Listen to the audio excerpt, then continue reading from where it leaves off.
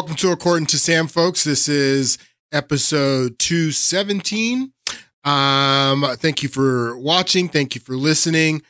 I want to get started today with a clip from the Bill Maher show from Friday night. I have a lot to share with you guys in this podcast. Some of it is going to be stuff that was left over from the last podcast. We're living in some very interesting times, people. Very interesting time, to be alive, I would say, in all of human history.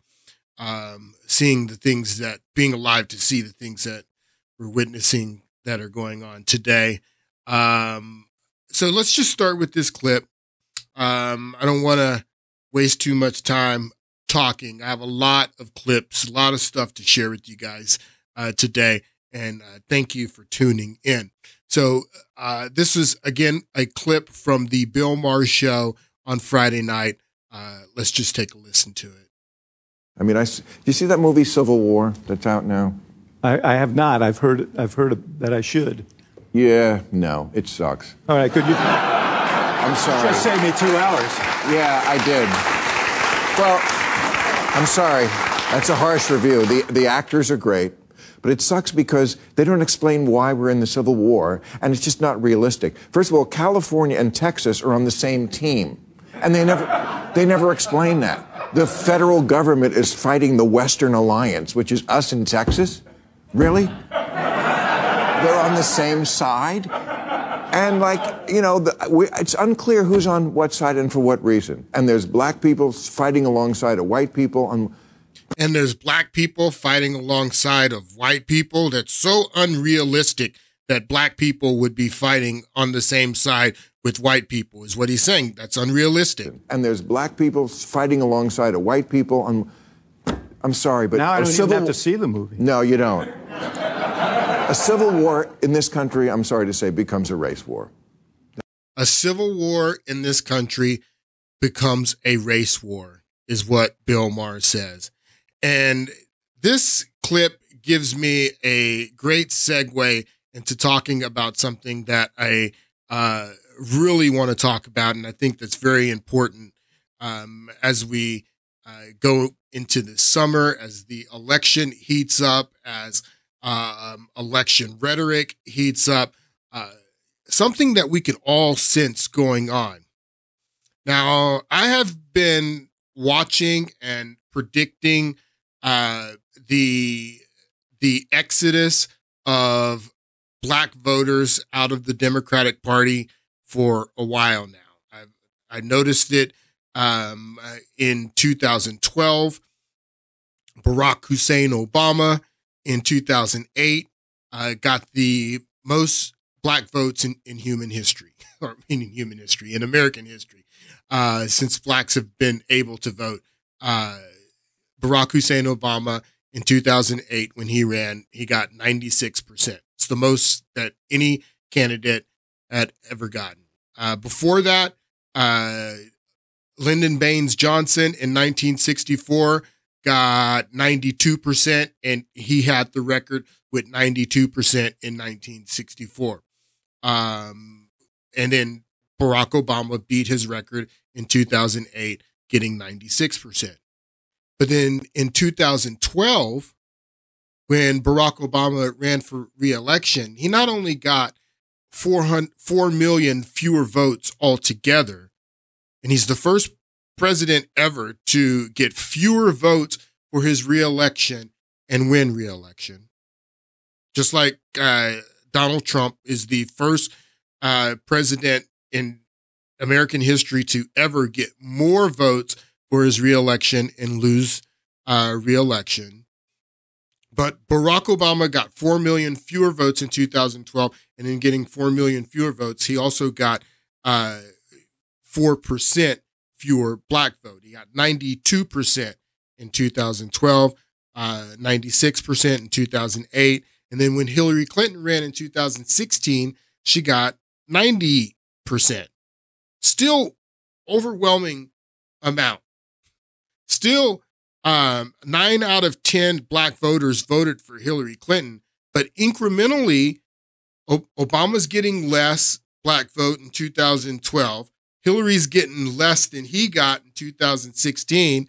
And then when Joe Biden ran in 2020, got something like, I think it was like 87%.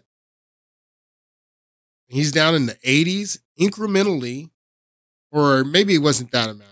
Maybe he got, I think it was around 87%. He was under Hillary. He got less than Hillary got. So Obama got less when he ran for re-election. Hillary got less than Obama, and then Biden got less than Hillary. But it's incrementally. But you start seeing that this is going to be a big problem, and then now you're starting to see the floodgates. And I mean, Biden's still polling, getting the overwhelming amount of black vote, but now Trump is starting to get enough support in the polls, enough black voters where it's a threat to Joe Biden, because Joe Biden really needs at least 90%, over 90%. And I'll explain why here in a moment. I actually write a piece in a Substack where I go through all of this and explain all of this, but I've been predicting this for a while, and it's been happening for a while. That's why in the last podcast, I showed you guys this picture of the 5 black women that make up the appellate court in New York, and how the Democrats were all giddy about it. David Corn tweeting it out. I bet the mortgage that this is a nightmare he's actually dreamt. So talking about Trump, that these 5 black women, just because they're black and they preside over the appellate court, that this is a nightmare for Trump. And then you see the rhetoric that Joe Biden is using now that he knows that losing black vote, that this is a threat to his reelection. He is starting to really go to the gutter with some of this racist rhetoric and trying to make this a racial issue. And just like he did in 2020 with his interview with Charlemagne, when he said that if you're having trouble figuring out if you're for me or for Trump, then you ain't black, is what Joe Biden said. You ain't black. So now I have a clip here, and this is Michael Smerkornich. I always mess his name up, but he's a radio talk show host out of Pennsylvania, also has this show on CNN. Let's just listen to a little bit of this clip. Donald Trump is the first former U.S. president to be a convicted felon. But will the verdict help or hurt his 2024 campaign? Non-white voters may have the answer. Here's a part of what some of the callers on the popular morning radio program, The Breakfast Club, had to say after the verdict. I feel like Trump's out there dirty. And I don't trust the system at all. After you've been railroaded by this system, and you see that when you walk in the courtroom, they want you to be guilty. You're going to be guilty. How can anybody black vote for Biden? At least Trump real. I'd rather have a president, right, who's going to be honest and show me that he's the a-hole than have a president who's going to lie to me to try to gas me up to get my vote. Breakfast Club host Charlemagne the God is going to join me in just a moment. In the most recent poll of battleground states, which included third-party candidates, Biden had only 49% support of registered black voters. Wow. And in a two-way race, Biden had 63% support, with Trump getting 23%. If these numbers were to hold up by Election Day, Trump would have the highest level of black support for any Republican presidential candidate in the last 60 years. Going back to Nixon in 1960. Not only have Democrats been getting incrementally less vote going back to 2012, when Trump ran in 2016, he got something like 6%. And then when he ran in 2020, I think he got 4% more, like something like 10%.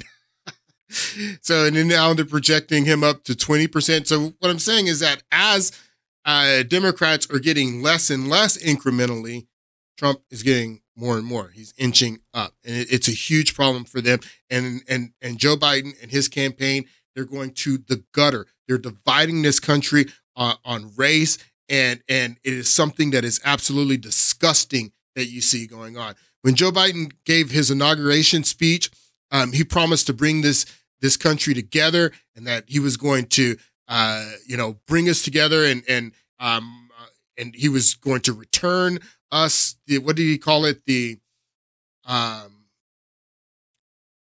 soul of the nation. The soul of the nation is what this guy said. And he is intentionally dividing us. Check out some of this rhetoric that he's using. From a national scale, a Pew Research poll finds Trump polling 18% of support from black voters, which is a dramatic shift from 2020 when Trump received only 8% of the black vote against Biden. That itself was a slight uptick from the 6% he received against Hillary Clinton in 2016. Similarly, a Washington Post Ipsos poll found a 12% drop in the number of black Americans saying they are certain they will vote in this election cycle. The drop in voter turnout is even sharper among young black voters who mostly disapprove of Biden's job performance. To mobilize support among this critical voting bloc, Biden and Vice President Kamala Harris held a rally in Philadelphia this week. What do you think would happen if black Americans had stormed the Capitol? Listen to this stuff. I don't think he'd be talking about pardons. It's the same guy. So this speech that he gave, and it's all targeted at getting out the black vote. It says they came out and said that it was black voters for Harris and Biden. They put Harris first. Black voters for Harris and Biden. This speech that he is giving is in a high school gymnasium, people. A high school gymnasium. Look at this. Look at this. High school gymnasium. They put out all these promotional shots with fish-eyed lenses and tight shots and tried to make this look like some kind. This is a high school gym, people. High school gym. So they came out with their black voters for Harris and Biden in this high school gym, and the rhetoric was just so pandering. He even finishes the speech by doing the James Cleveland, I don't feel no ways tired. He actually does, at the end of the speech, he does the James Cleveland, I don't feel no ways tired, hot sauce. And just listen to this rhetoric. Harris held a rally in Philadelphia this week. What do you think would happen if black Americans had stormed the Capitol? I don't think he'd be talking about pardons. It's the same guy who wanted to tear gas you as you peacefully protested George Floyd's murder. Wow, they peacefully protested George Floyd's murder. I don't remember that. Peacefully protested George Floyd's murder. The same guy who still calls the Central Park Five guilty, even though they were exonerated. Listen to this. He's that Can't even get this sentence out. Application because of the color of your skin. Wow. He's that guy. Wow. Who won't say Black Lives Matter and invokes neo-Nazi wow. terms. This is disgusting. Absolutely disgusting is what this guy's doing. Now, if you guys remember this guy, he had the Niggas for Trump shirt in Georgia, in Atlanta, in Fulton County when Trump was indicted there in Fulton County. And he came out with his Niggas for Trump shirt. And he got a lot of publicity. I mean, that's why you wear a shirt like this, because you want to go viral, which he did. But I want you to take a listen to what this guy says, because this is the real reason. Everyone's talking about, it's offensive to say that black voters identify with Trump because he's indicted or that he's a convicted felon, or that's not what it's about. It's not about that black voters and the ones that's why they are starting to gravitate towards Trump, and it's only one reason. There could be multiple reasons that these voters are gravitating towards Trump. But what this guy says is what a lot of black men are saying, and you heard the phone calls that he just played that from the Charlemagne show. Black men, saying that this is a two-tiered justice system. That's what we identify with. We identify with there being a justice system for them and a justice system for us. That there's two different justice systems, and that is what people are starting to realize. Black men are starting to realize that are starting to gravitate towards Trump. And that's what this gentleman says, that it's a two-tiered justice system. I support Trump against this corrupt two-tiered justice system. That's why I'm here to show my support as a black man for Trump. And I'm wearing my shirt, Niggas for Trump 2024, and I mean that. So I wrote this piece in my Substack. You can find my Substack page, according to Sam, and the title of this piece is Niggas for Trump 2024. How much of the black vote does Trump need to win? And I explained all this. I wrote this back in August. Like I said, I've been talking about this forever. I think this first sentence here demonstrates how stupid Bill Maher is for saying that if there's a civil war, it's going to be a race war, because Black Americans only make up 12% of the population, people. 12% of the population. How are you going to have a race war with 12% of the population? It's just absolutely stupid. But what Bill Maher was expressing is what Democrats are feeling, and not only Democrats are feeling. People are feeling the tension, this racial tension that is going on in this country on both sides. And the reason that you're feeling it is because it's intentional that the Democrats, one side of this country, are driving a wedge in this country, because that's the only way they can win, is if they drive that wedge.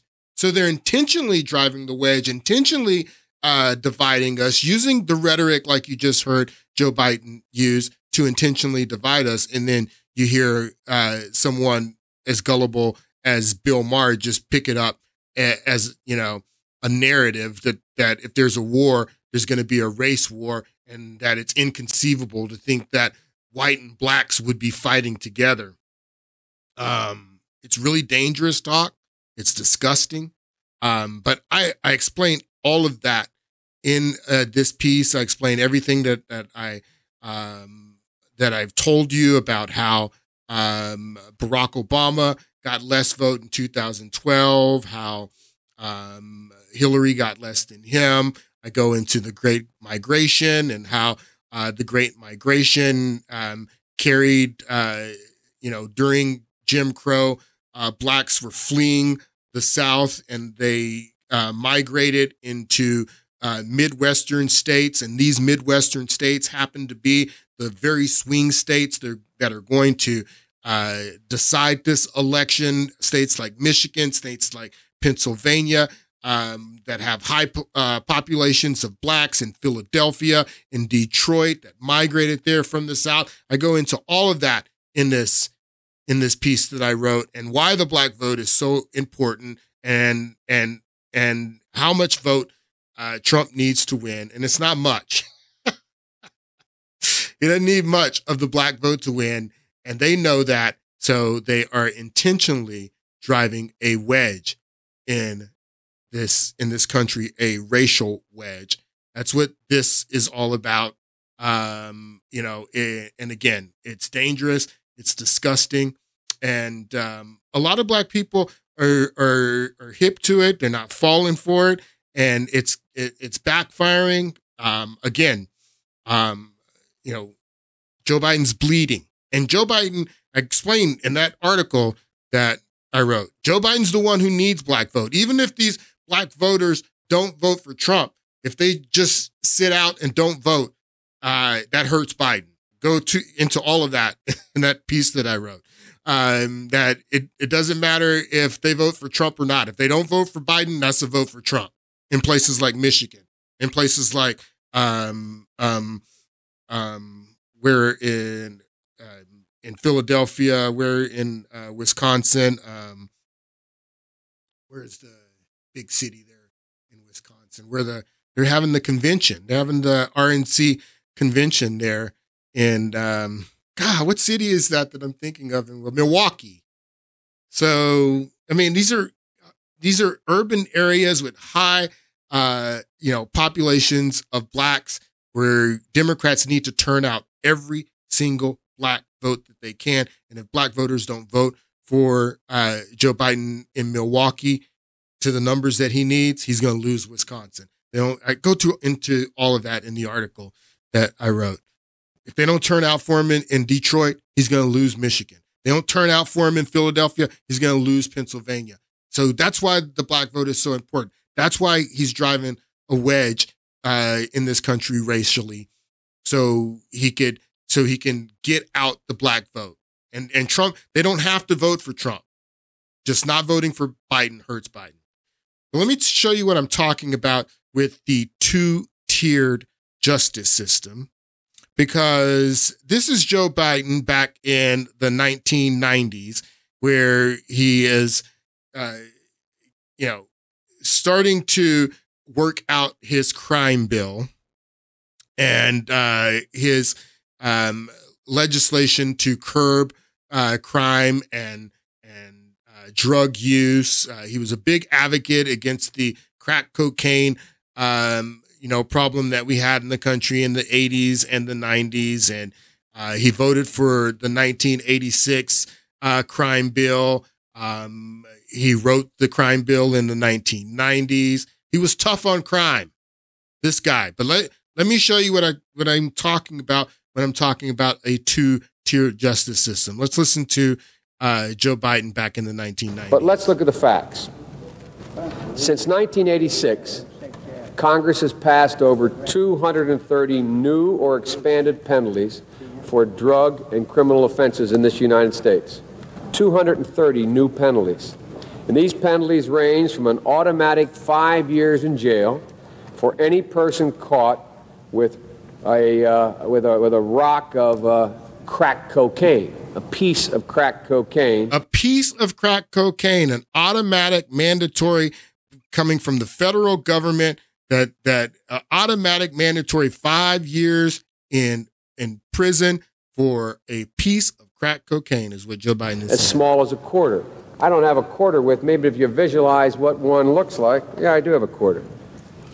If you have a piece of crack cocaine no bigger than this quarter that I'm holding in my hand, 1/4 of $1, we passed a law through the leadership of Senator Thurmond and myself and others.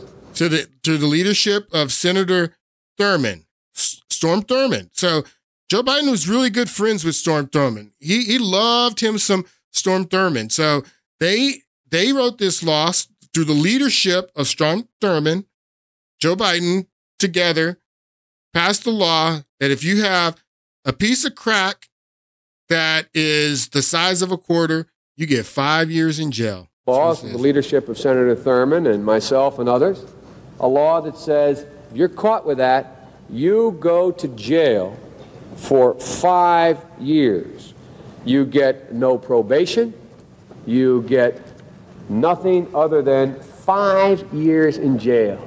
Judge doesn't have a choice. Judge doesn't have a choice. The judge, even if the judge has a heart and sees that you may have been strung out and that you don't need prison time, maybe you need some rehabilitation, maybe a drug facility, maybe something else. Judge doesn't even have a choice in leniency. This is what he's talking about here is called mandatory minimum. Mandatory minimum sentencing is what Joe Biden is talking about, that he and Storm Thurmond put together for anyone who has a piece of crack cocaine, the size of a quarter. Judge doesn't have a choice. Judge can't even be lenient. That this is a mandatory minimum that we pass. Is what George. Nothing other than 5 years in jail. 5 years in jail. Judge doesn't have a choice.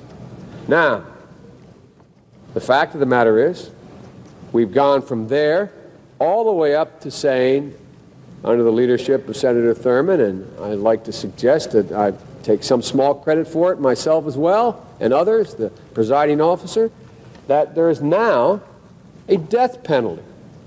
And we passed it a couple years ago. If you are a major drug dealer involved in the trafficking of drugs and murder results in your activities. All right, so for a piece of crack cocaine, 5 years in jail, size of a quarter.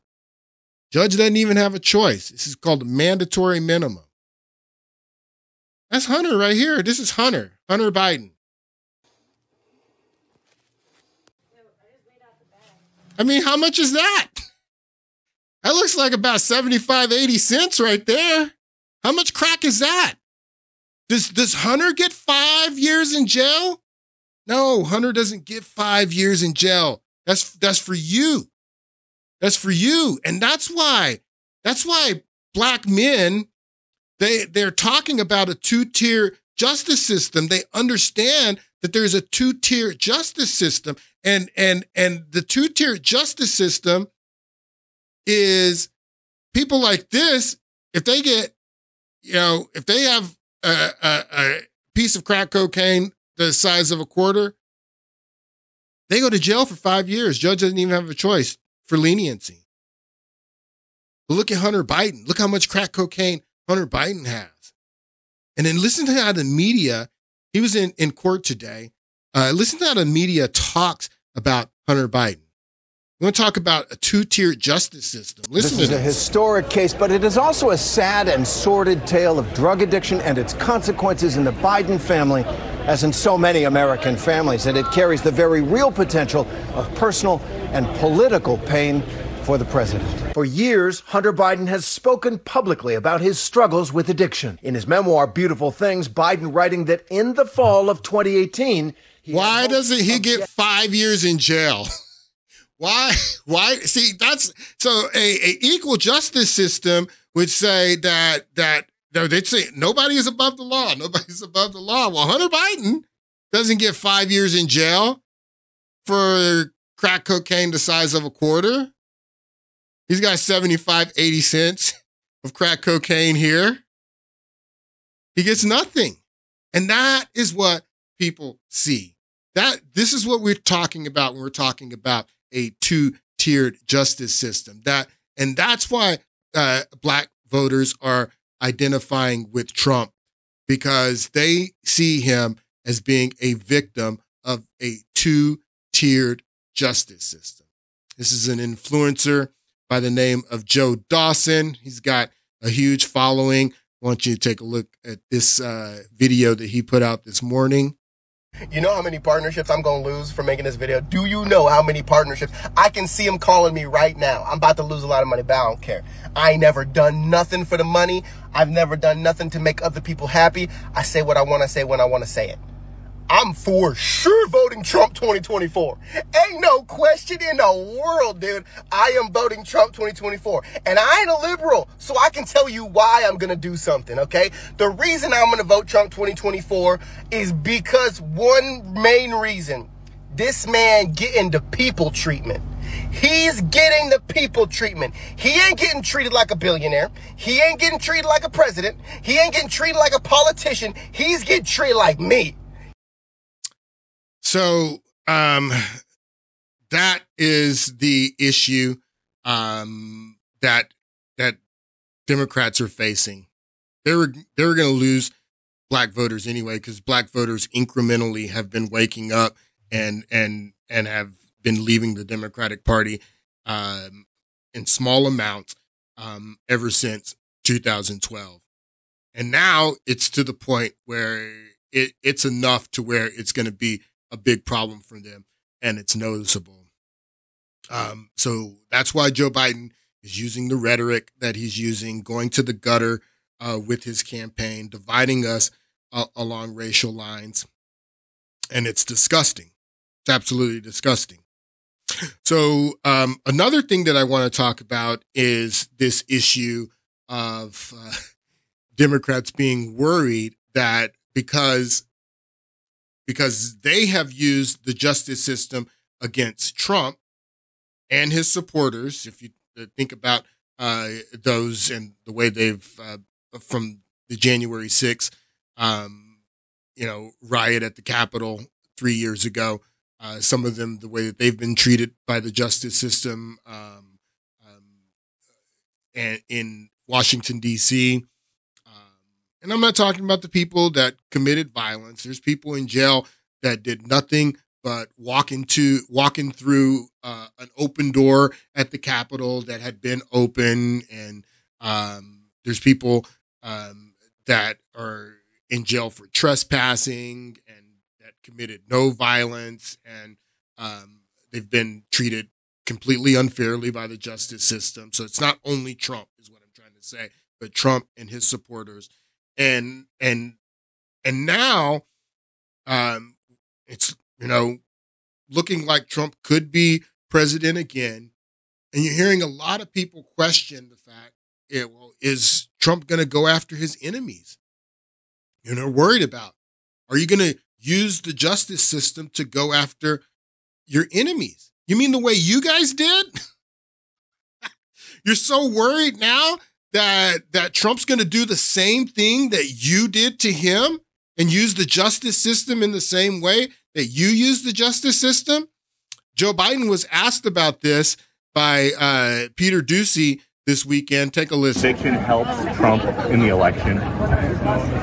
Are you worried that this could happen to you someday? Somebody comes up with some charges and tries to bring you into court after your term? Not at all. I didn't do anything wrong. Not at all. I didn't do anything wrong. So Peter Doocy said, are you worried that someone's going to do this to you, that after you're not president anymore, they're going to bring you up on charges? Not at all. I didn't do anything wrong, is what he says.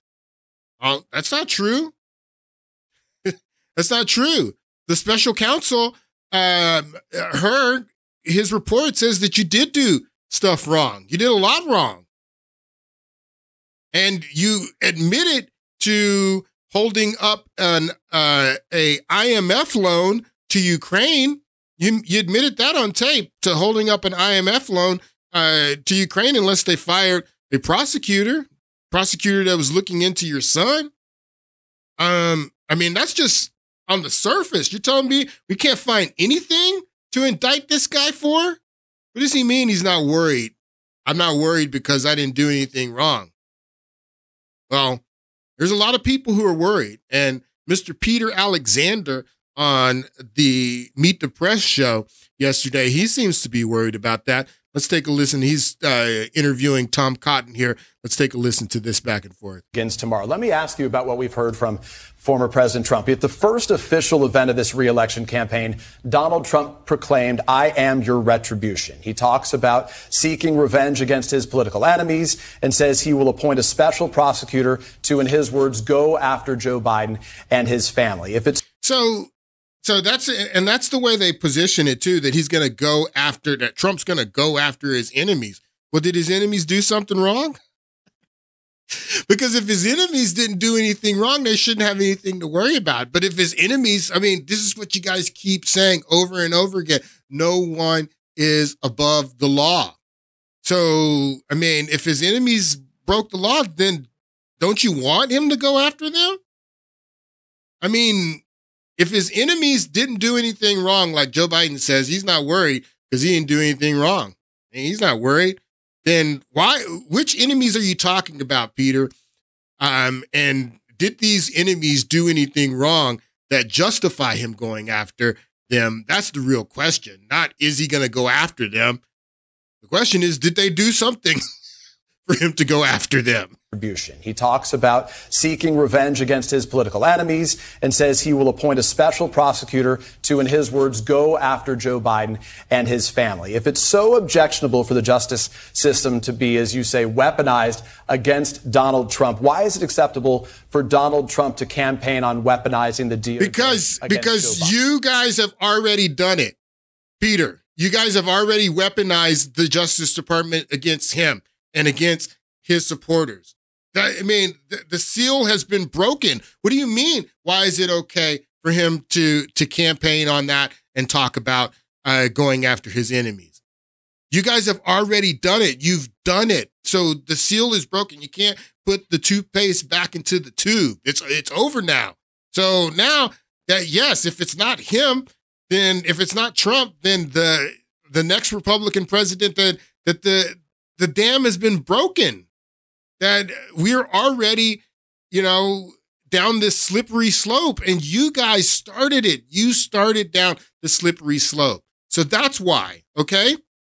Is it acceptable for Donald Trump to campaign on weaponizing the DOJ against Joe Biden? Well, first off, Peter, let me just go back to the points you made about prosecuting certain Democrats like Bob Menendez and Henry Cuellar. I've noticed that Joe Biden's Department of Justice tends to target the Democrats that are critical of Joe Biden. Bob Menendez criticizes him for his weak Iran policy. So he's weaponizing it against people that don't like him. Henry Cuellar criticizes the president's immigration policy. They're investigating the mayor of New York because he has criticized Joe Biden's how about his own son, policy. Hunter Biden? The case begins tomorrow. Hunter Biden not being charged for FARA violations. Is guilty of so many crimes he can barely even keep track of them, unlike Donald Trump, for whom they never even revealed the alleged crime that he supposedly tried to cover up.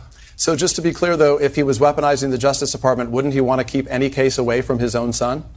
He was forced. His own Justice Department tried to rig a settlement. They were forced by a judge asking questions of the prosecutor and Hunter Biden's defense attorney. And why? And we talked about this in my last podcast with the woman that was interviewing Byron Donalds on CNN, that she didn't know about this plea deal. Why doesn't the media not know about this plea deal that they tried to give Hunter Biden that blew up in their face? Why, I don't understand why they don't know that. He can barely even keep track of them, unlike Donald Trump, for whom they never even revealed the alleged crime that he supposedly tried to cover up.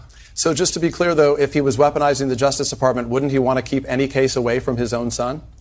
He was forced. His own Justice Department tried to rig a settlement. They were forced by a judge asking questions of the prosecutor and Hunter Biden's defense attorneys. But wouldn't he get rid of it completely? Why would he weaponize it against his own son and just get rid of the case altogether? Because they would impeach him, fool. Because he's going to pardon his own son after the election. And that's what you should ask Joe Biden at the White House sometime is, do you commit to not pardon Hunter Biden after the election? Let me go back, Senator, to my initial question, which is if it's so objectionable for the justice system, as you say, to be weaponized by Joe Biden against Donald Trump, why is it appropriate for Donald Trump to campaign on weaponizing it against Joe Biden?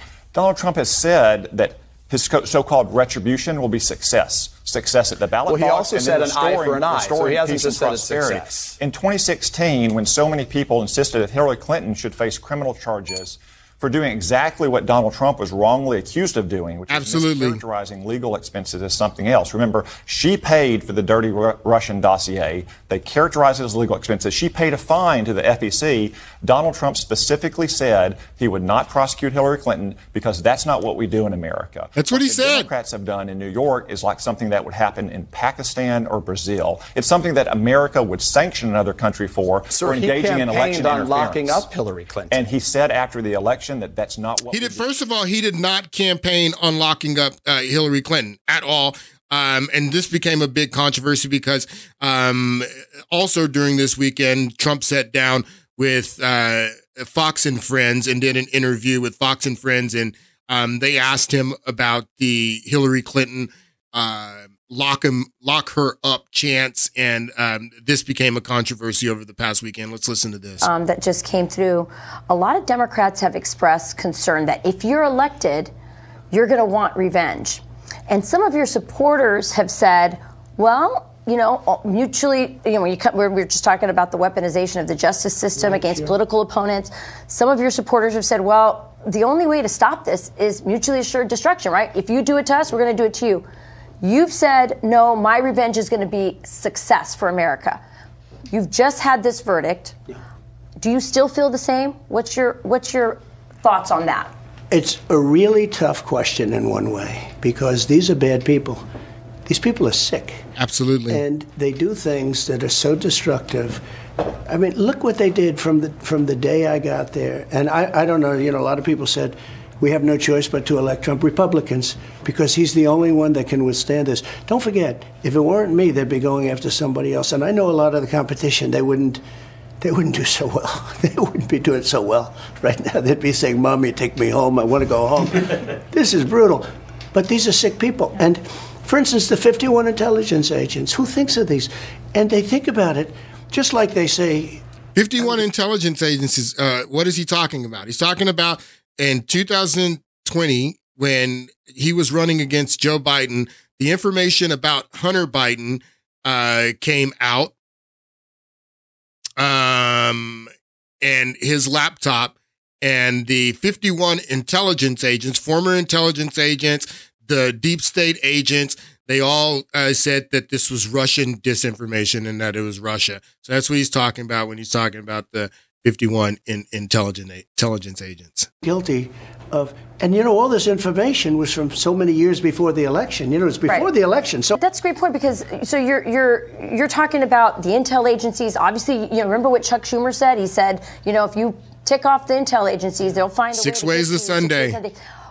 If you're elected, are you going to reform the intel community? What exactly are you going to do to make sure they don't target Americans like this? Well, first of all, if you remember, when I took over, we had a guy named Comey. He was there. I didn't put him there. I didn't want him there. I thought he was terrible, actually. And he tried to get me, and I reversed it on him. Some people said he cost Hillary the election, and he didn't want to. But he was a bad guy, not a capable guy, an evil guy. They were doing things that, I won't mention here because it's so conspiratorial. I don't want to be conspiratorial. I'll mention it. It's too nice a show. I'll mention it. So he's talking about James Comey. He said he don't want to be conspiratorial. So I'll be conspiratorial for you, Trump. I'll tell the people what James Comey did. So this is James Comey. And he was hawking a book last week, the week before last. He was on all the shows. And I told you that this guy looks scared because just like Trump said, he ended up firing James Comey. James Comey leaked information to get the special counsel appointed. You remember Crossfire Hurricane?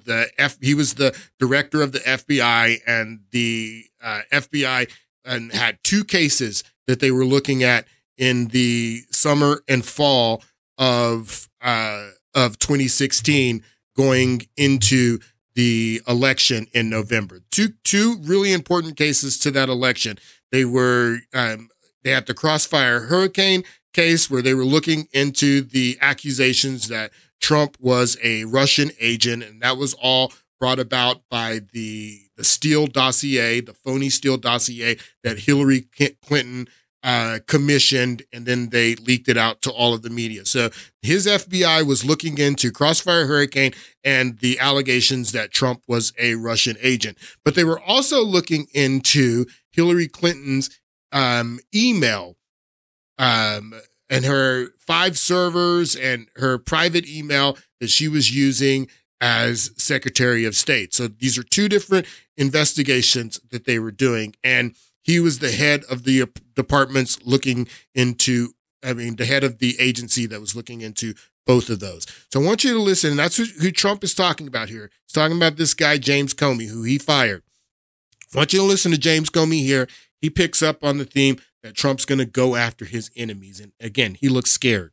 He is a threat to the rule of law in America. To me, that's what this election is about. Not about policy differences. It's about what kind of country so this election is not about policy differences? There's some huge policy difference in some policy issues in this election. You're telling me I'm not supposed to focus on these policy issues? To the rule of law in America. To me, that's what this election is about. Not about policy differences. It's about what kind of country are we going to be. The last thing Joe Biden wants is for this election to be about policy, because if this election is about policy, he loses. So this election has to be about Trump. It has to be about dirtying Trump up and calling Trump a racist and a dictator and everything that they're calling him, because the election has to be about Trump. They do not want it to be about policy. Rule of law in America. To me, that's what this election is about. Not about policy differences. It's about what kind of country are we going to be. If he has the ability, smarter than he was last time, to use the power of the Department of Justice and the FBI to target his enemies especially, the rule of law in America will change in a way we haven't seen in our lifetime. Smarter than he used to be. So let's listen to James Comey say this again, and then I'm going to show you exactly what he's talking about. country are we going to be if he has the ability, smarter than he was last time, to use the power of the Department of Justice and the FBI to target his enemies, especially? So smarter than he was last time. What is James Comey talking about here when he says smarter than he was last time? All right, this is back to Trump in the interview that he did on Fox and Friends this weekend. Take a listen. This is what James Comey means by smarter than last time. I would. Attorney General, what are you? We talked about how you fix the DOJ, how you bring justice back to this country. When we talk to people, people's faith in the system is shattered. Yeah. I mean, absolutely shattered. We've seen it in your fundraising numbers. It should be. So who do you choose? What kind of, do you have a name that top on your list? I do. I do have a couple, and one in particular. But one in particular. I made a lot of good choices. I got that one wrong. I was very loyal to one because he was the first senator to endorse me. He's talking about Jeff Sessions. He says that I got it wrong in 2016, 2017 when I appointed Jeff Sessions. I got that wrong is what he's saying. Very loyal to one because he was the first senator to endorse me. As soon as conflict came up, he ran for the hills. And actually the second one, he ran for the hills. When he talking about Barr. We're going to impeach him. And he was like a different person. I had to get rid of him. And I would say that was the one thing. One of the truly important positions is Attorney General. And that's what James Comey's talking about. That he's smarter than he used to be.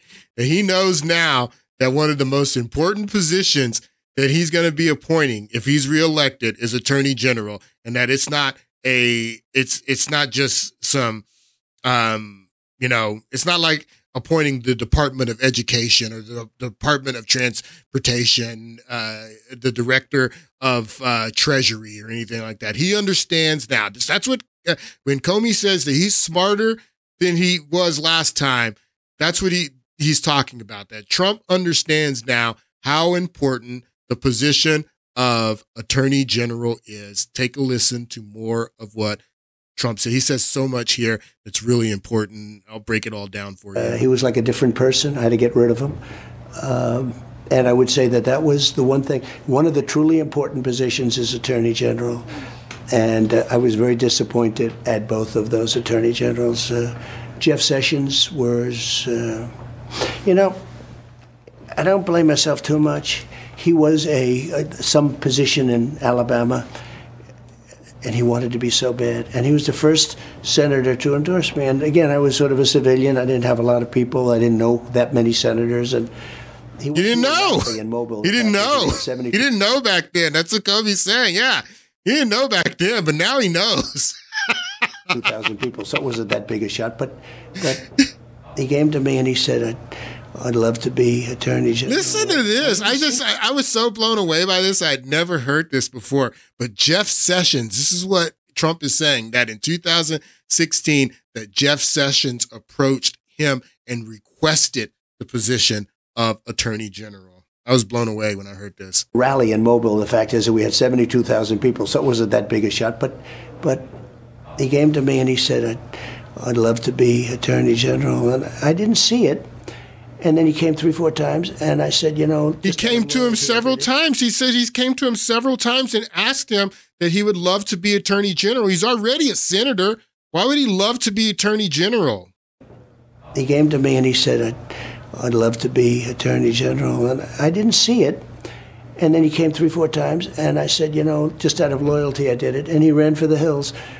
Because it's nasty. This is a nasty business. This is a nasty world. Yeah, how do you find and Barr? I know Barr was threatened. In all fairness to him, he didn't want to. He was Attorney General. He was a respected guy, and they said they were going to impeach him. I understand that.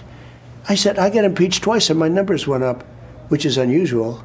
I said, it's not so bad to be impeached. What are they going to impeach? He had no idea what they were going to impeach. But he was going to be impeached. They didn't know what. They didn't know why. It's like they took me to trial. There's no crime. They were trying to devise the crime during the trial. That's how bad it was. But with Barr, and he let me down. He let me down. He let down our country. He endorsed me the other day, as you saw, right? But he let down our country. It takes a brave person to do it. People don't want to be impeached. They don't want to be indicted by these scoundrels who are much more evil than people. I'm telling you, China and Russia, they're not the problem. We have a problem from within that's really bad. So he let us down. The key to really good government, where we had like Lighthizer and some of these people that were really good, it's the person that's at the top. If you get the right person, it's like magic. It's like in real estate, you know, you put a good super in a building, the building runs well. You put a bad one in, it doesn't. It's the same thing. So that's the way he sees the position of Attorney General now. That is what Comey is talking about, that he's smarter than he was last time. He understands the position. He won't be taken in by Jeff Sessions coming and buddying up to him and saying, requesting the position. He won't be taken in by a Bill Barr, one of those Bushies who are, affiliated with the old Republican Party. And like Comey's a Republican himself, he represents the old Republican Party, the Bush, Rockefeller Republicans. So Trump's not going to be taken in by that type of Republican anymore, is what he's talking about. And that's what they are afraid of. So now there's been a lot of talk about the Hillary Clinton email investigation of the past couple of days because of this interview where Trump denies that he said that he would lock up Hillary Clinton. I think it's here. But bad guy, I fired. Not that he would lock her up, but that he ever said that he would lock her up. Lock her up. You declined to do that as president. I beat her. It's easier when you win. And they all said lock her up. And I felt, and I could have done it, but I felt it would have been a terrible thing. And then this happened to me. So he says I'm not going to rewind it, but basically he says, I never said lock her up, that the crowd was chanting lock her up. And he did say lock her up with the crowd. He never campaigned on it. It's never like one of his campaign issues that I'm going to lock her up. But the crowd definitely at his rallies wanted her locked up because she broke the law. Like when he says here that I could have done it, if he wanted to lock up Hillary Clinton, he could have locked her up. Absolutely. Because she 100% broke the law. And they all said lock her up. And I felt, and I could have done it, but I felt it would have been a terrible thing. And then this happened to me. And so I may feel differently about it. I can't tell you, I'm not sure I can answer the question. Hillary Clinton, I didn't say lock her up, but the people would all say lock her up, lock her up. Okay. Then we won. And I said pretty openly, all right, come on. Said it relax. openly. Let's go. We got to make our country great. Yeah. Because he wanted to bring the country together. He's not like Joe Biden that's looking to divide the country on race and divide us so he can win an election. That's not what he was interested in doing. So even though the crowd was saying, lock her up because she broke the law, and if no one is above the law, Hillary Clinton broke the law, so she should be locked up without a doubt. And he could have locked her up because James Comey, I was just explaining to you how James Comey and his FBI were looking into two different investigations going into the election in 2016 in November, and they were working overtime to let Hillary Clinton off. At the same time, they were framing Donald Trump and spying on him, using a FISA to spy on him. And this guy's worried about the fact that Donald Trump's going to go after his enemies. I would be worried if I were you. I would be worried if I were you, James Comey. So people have been putting clips together of Donald Trump saying lock her up. But again, it's the crowd yelling lock her up, him responding to the crowd. He does say lock her up a few times, but the true test is when he got in and he could have locked her up. He didn't. Tell you what, for what she's done, they should lock her up. She's disgraceful. It's disgraceful. So crooked Hillary, you should lock her up, I'll tell you. I'll tell you something, though. It's very lock them up. You should lock them up. Lock up the Bidens. Lock up Hillary. Okay, here's one. Just came out. Lock her up is right. See, he's just responding to the crowd. And he never campaign saying that this is a campaign promise that I'm going to lock her up. And as soon as he won the election, he says he's not going to lock her up. It's not the right thing to do to lock up the wife of the former president, that would tear the country apart. He didn't want to tear the country apart the way Joe Biden did. But he most certainly could have locked her up if he wanted to, because she broke the law. But Hillary Clinton, people keep saying that that no one is above the law. There's tons of people above the law. Joe Biden's son is above the law. Hillary Clinton is absolutely above the law. And that's the way Trump felt, that even though she broke the law, I'm not going to lock her up because that would tear the country apart. So that makes her above the law. But she broke the law, without a doubt. If anybody doubts that she broke the law, here's CNN to explain to you how she broke the law. Just one of the ways that she broke the law, and she should have been prosecuted for obstruction of justice. Can you tell me the story of how you decided to delete 33,000 emails and how that deletion was executed? Well, let's start from the beginning.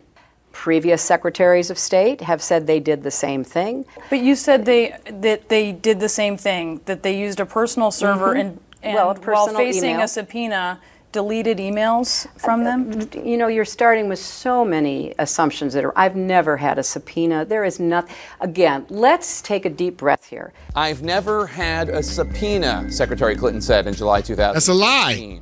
Is that true? No. What did she mean by that? Well, her campaign spokesman, Nick Merrill, issued this statement at the time saying, quote, she was asked about her decision to not retain her personal emails after providing all those that were work-related, and the suggestion was made that a subpoena was pending at the time. That was not accurate. So both Clinton and her campaign suggest that she was not facing a subpoena at the time that those emails were deleted. Now, according to the FBI report, that is not true. That's not Hillary true. Clinton received a congressional subpoena for her emails on March 4th. And then she started destroying evidence. To the FBI report, the email deletions that took place in the last week of March, sometime between March 25th and March 31st. That is after the subpoena. So she started destroying evidence after she got a congressional subpoena. That's clear obstruction of justice. She should have been indicted, but James Comey let her off and said that she didn't intend to obstruct justice and that she didn't intend to use a private email and to avoid FOIA requests and oversight from Congress, that she didn't intend. So intent. He gave her the out of intent the entire way. But she broke the law.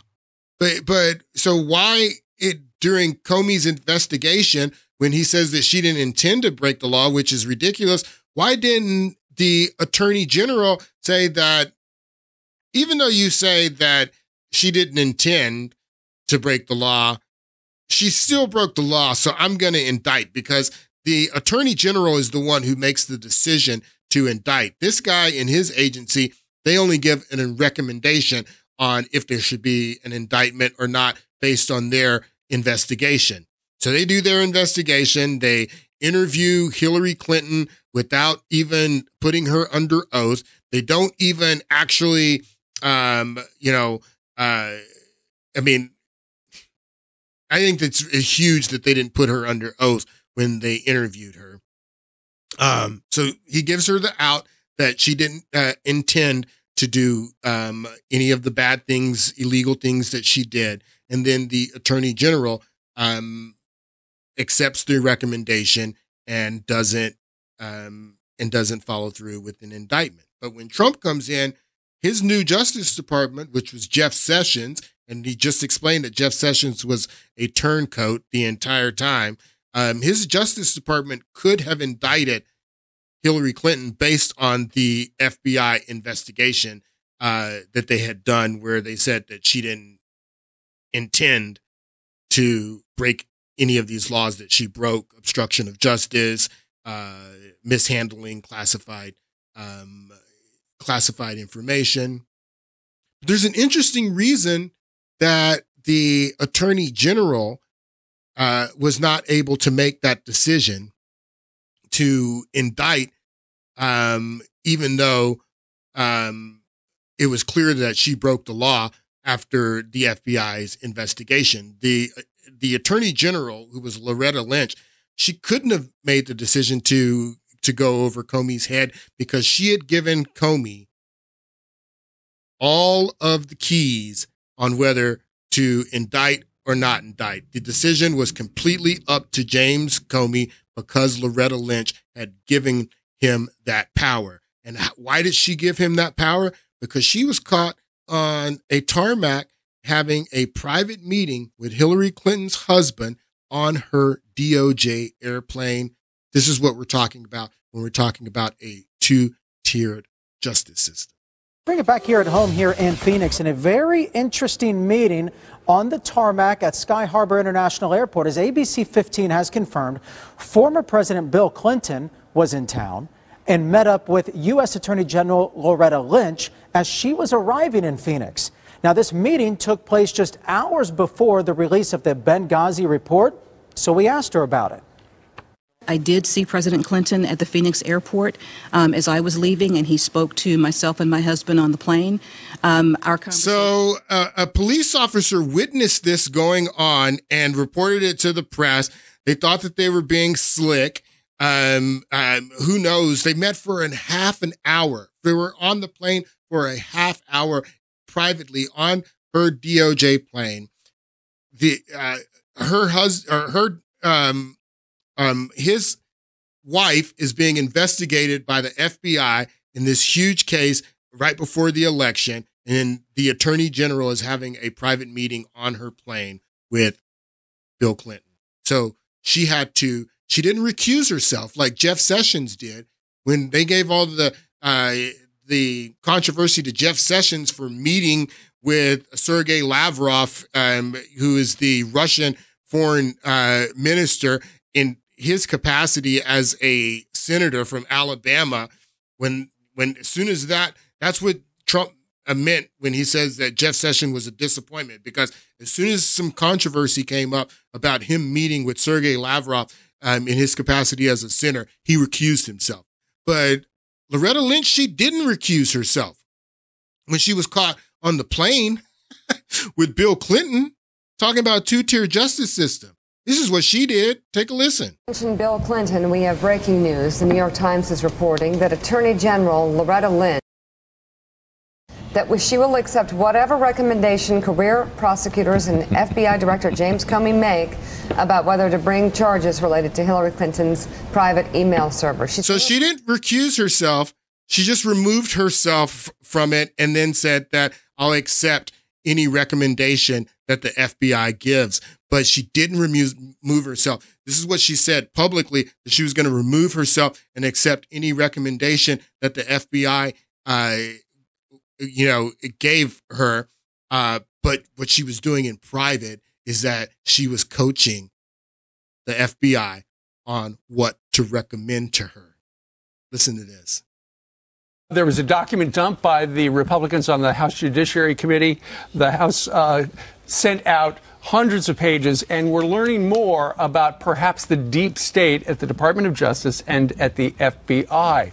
Because in this document dump, they admitted that the FBI was ordered, Lisa Page, remember her, the FBI attorney, she admitted the FBI was ordered by the Barack Obama Department of Justice not to consider charging Hillary Clinton for gross negligence in handling intelligence, which is classified. Remember, in an early draft of what James Comey was, he was accusing Hillary Clinton of being grossly negligent. Well, gross negligence can extremely be punished careless with prison time, but they changed it to extremely careless. And Page testified that there was conversations between the Department of Justice and the FBI about how to get her off the hook, essentially. Listen to this. So Lisa Page testified that after Loretta Lynch was caught on the plane with Bill Clinton and said that she was stepping away and that she was going to accept the recommendation, she's still communicating with the FBI and telling them what to recommend and how to change the language from gross negligence to extremely careless so